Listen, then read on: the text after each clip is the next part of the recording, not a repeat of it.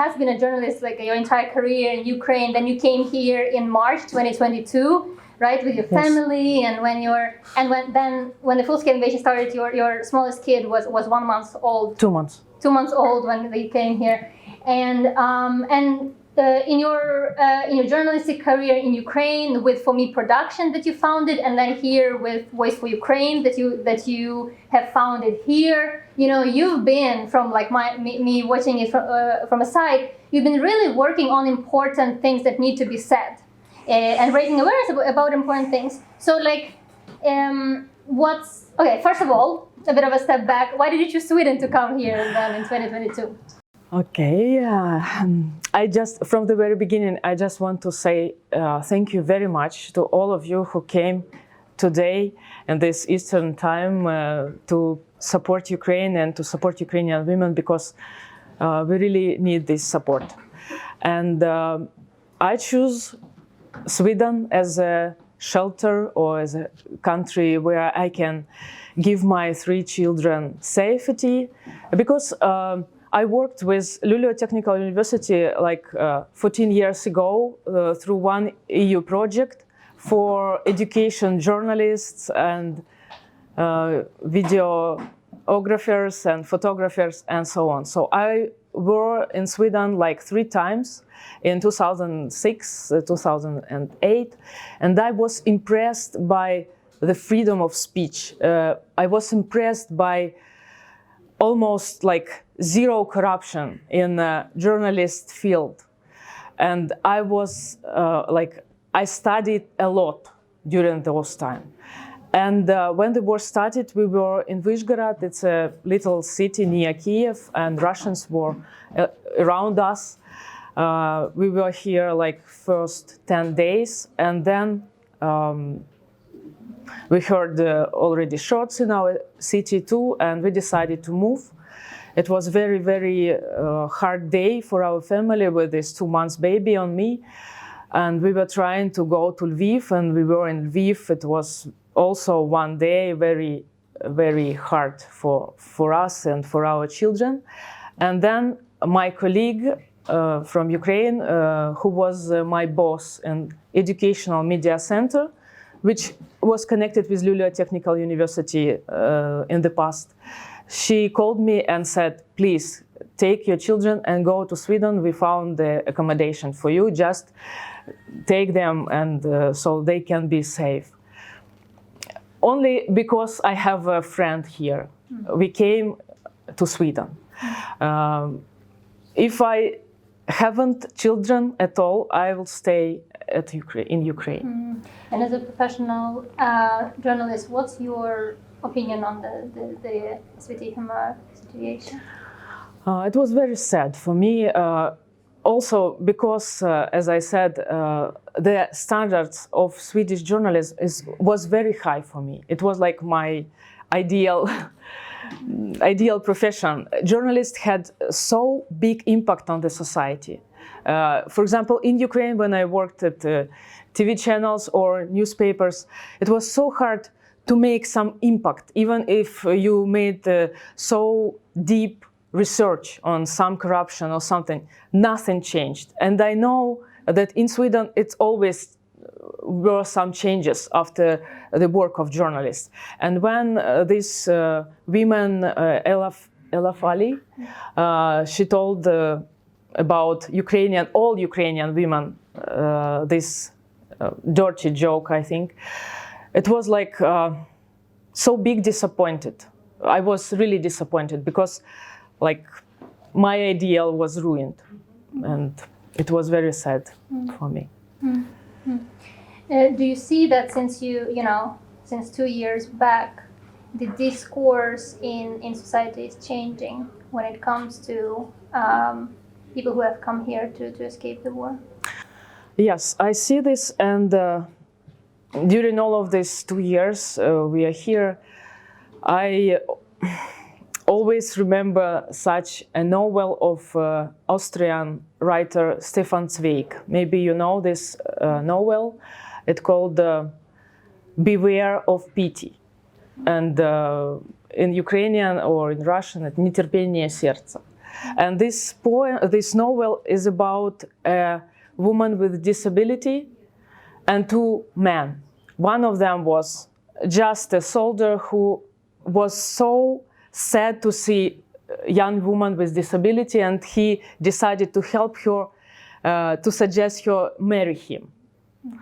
And other was a doctor who was trying to help her with his action, not with such emotional actions. And this first guy, when he realized what he decided to do, he just ran and left her. And it was a very, very hard situation in her life. And this second guy, he supported her with all his efforts, all his knowledge, and all his life and love. And now I see how attitude in Swedish society change, because this high level of emotions, which was from the very beginning of the full-scale invasion in Ukraine, I see how people really can be tired of this topic. They couldn't survive through these difficult emotions, and they stop to support. They began to think in another way. And as I'm thankful to Roman, which said about this windows of overtone, because I think this joke, it's like beginning of big changes for Ukrainians in Sweden. Yes. Yeah, that's exactly right. And the emotional fatigue is also something that we were talking about the other day, Lille. Just a bit of let's say introduction is about your story. After studying people like Academy and then BI and in Oslo and EDHEC in Lille, you've been you were first working here in H&M, then in Google in Ireland, where we actually met in a very spontaneous serendipity kind of a video call, and then now you came back here exactly after the start of the full-scale invasion. You also chose Sweden, and in the corporate world, I remember when the full-scale invasion started, businesses were taking action. Like everyone had a sort of a side gig in their office, gathering humanitarian help. Everyone was donating, everyone was doing something, and everyone felt like that's their responsibility.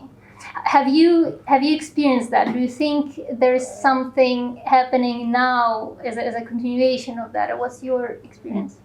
Well, thank you so much, Olena, and I'm also super happy to be here, and I think it's really great that we have a forum and a platform to speak about this topic, to raise these topics and make sure our voices are heard. And I think I can only agree with you. I think with in the corporate world or with businesses, of course, the catalyst was 2022. So it was not 2014, but of course 2022 with the full-scale invasion, where we saw actually businesses taking a stance. I think it was generally where we saw the fundraisers starting, where we saw some humanitarian help being sent, them issuing statements. And I think everything that followed, we heard a lot of, or not a lot of, some exits from, for example, Russian market as well. I think everything of that was kicked off in 2022. So I think it's just finalized 23. But of course, now with the global economy and the state of it, I think businesses scaled down a little bit.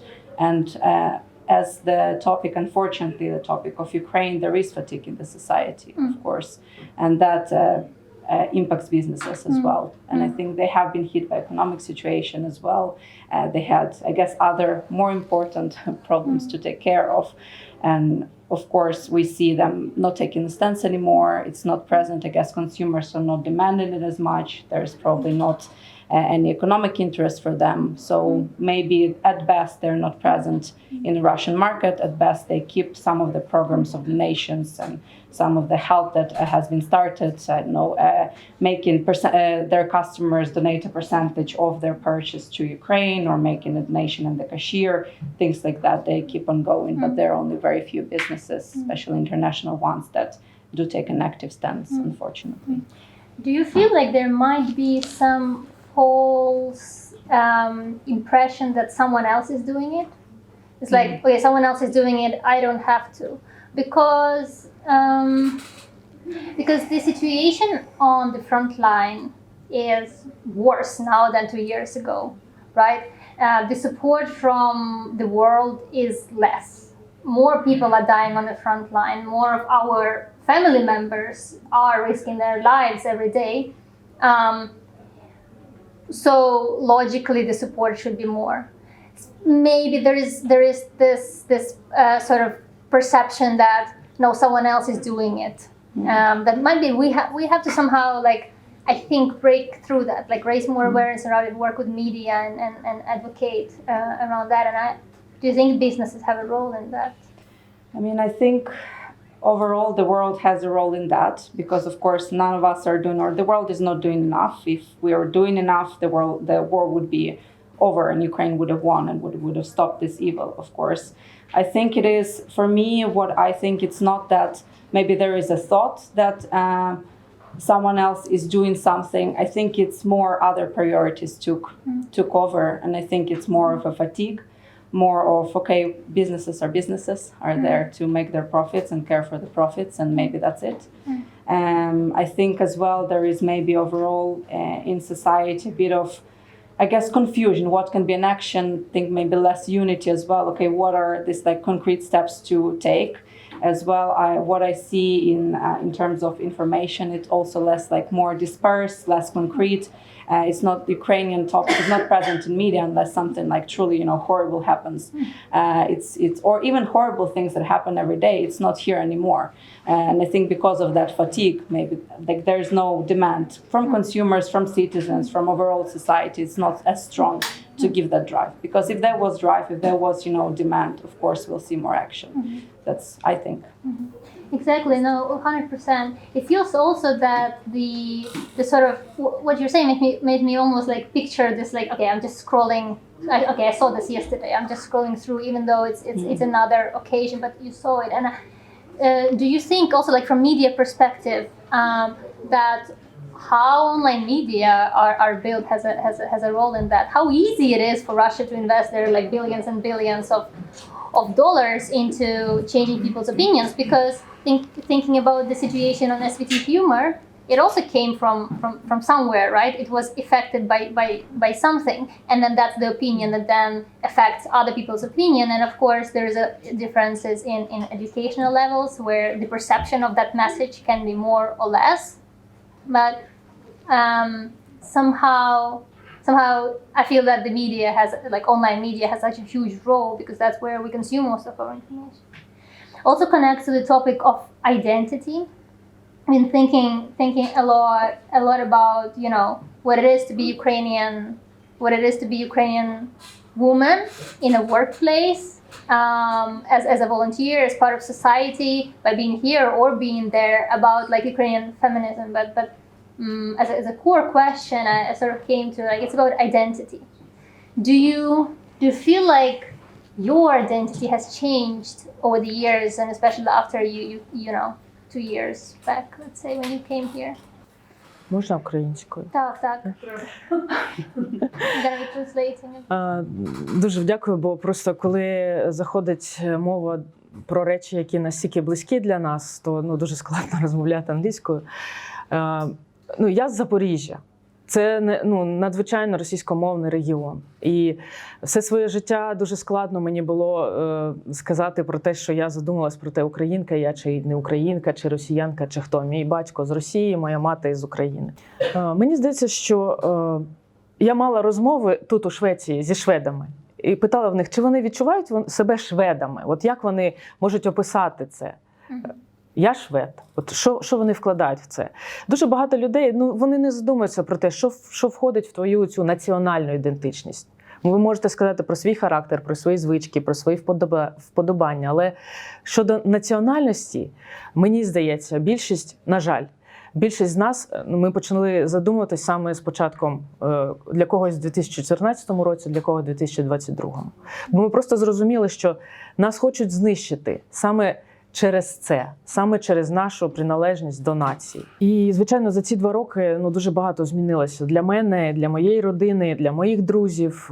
Багато моїх друзів дитинства пішли на фронт, хтось добровольцем, хтось просто, хтось у ЗСУ, і хтось навіть вже віддав життя за те, щоб ми могли можливість бути українцями. І тому, звичайно, оце сприйняття себе, хто я є в цьому світі, хто я є як частина нації, що це за нація, якою вона була завжди, і про що я ніколи, наприклад, не задумувалась. Це звичайно, дуже багато, вчинило багато змін всередині мене, дуже багато жалю про деякі речі, які були в минулому. Надзвичайно сумні події народжують націю, мені здається, прямо зараз. Наприклад, в мені це дійсно відбувається народження людини, яка причетна до української нації, яка може назвати себе дійсно українцем і яка пишається цією приналежністю. And that's actually something that I think a lot of us can relate to on different levels, but that also goes together with the question of the actions not taken in the past, maybe some things not taken seriously, and the language question, of course, and that's why I think for us Ukrainians we very much understand that you can't let these things go, even if it's like it's something is said as a joke, however problematic on many levels. It's said as a joke, but you know what jokes were made by, let's say, by someone pro-Russian or someone Russian. You know the jokes that we're making, and that what they're saying now. It's one step at a time that can actually go quite fast. Thank you so much. And I would like to ask the same question, Liliia, regarding identity. I think for me as well, I come from a Ukrainian speaking side of Ukraine. So I come from Rivne. I studied in Kyiv-Mohyla Academy as well, very much like Ukrainian bubble. But I think still for me, since the start of the full-scale war, I had to become, or I had to take the I'm Ukrainian way more often, or way more serious. It came to the forefront. And I remember I have been living abroad for now more than 10 years. And when I moved outside of Ukraine, to live outside of Ukraine first, for me it was more like search of identity, coming first as Liliia. This is me, like what are my kind of other unique strengths, unique characteristics, and that's how I present myself to the world. When the war started, I think for me, and maybe what I hear from conversations with my friends and other, like many Ukrainians, and I think many of you might recognize that as well. When we meet others, we come as Ukrainians as well. For many of the foreigners, we are maybe the first Ukrainians, or just one of the few Ukrainians they've met in their life. And of course, for them, knowing very little about Ukraine before, knowing mostly what was presented by propaganda, or maybe some kind of unified view of Ukraine as something in the Eastern Europe, something from, brothels, something like whatever. I think now that the interest was there, it was okay, we have to present the face. What is Ukraine? What it is to be Ukrainian? What it is to be Ukrainian woman? What is unique about our culture? And I think that was something that created a lot of responsibility, a lot of responsibility for me, and what at first was hard to manage. I felt like always I have to be present and have to show the best of what Ukraine is. But I think on the other hand, it is actually amazing, because for maybe the first time, the world is actually listening. I think from my friends who have known me as Liliia, now they wanted to know me, okay, Ukrainian woman, what it is in your culture. Now they know, okay, but you come from Rivne. Before they knew, where are you from? Lviv or Kyiv? Now they know, how are things in Rivne? How is your family there? How is your family in Enerhodar that moved to Rivne? How are things there? So now they know, and I think that has been quite unique. I think that has been also unique, for maybe just, or not maybe, but actually across like the region overall. Now there is, Poland, Romania, all other cultures. There's more interest. Okay, how are they different? There's more understanding, and I think like many benefited, not just Ukraine from all of this. But I think that for me has been, a great opportunity to also show the world what Ukraine is about. Amazing. When your friends ask what's a Ukrainian woman, or what would you say? What's Ukrainian woman? I think we're all unique. No, exactly. We're all unique, same as women across the world, with our strengths. I'm thinking about the fact that 1/3 of people in Ukrainian armed forces are women. I'm thinking about all the women in medical corps. I'm thinking about women journalists who are risking their lives every day. I'm thinking about business women. I'm thinking about, women everywhere are not given enough credit.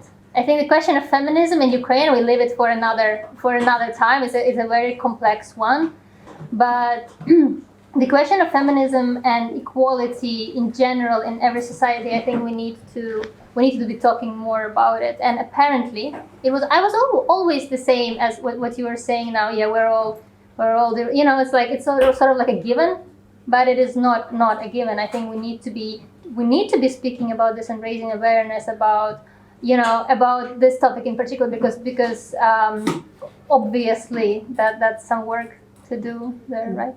How do you think what do you think the biggest messages that we can send to, that you would like to send to Swedes?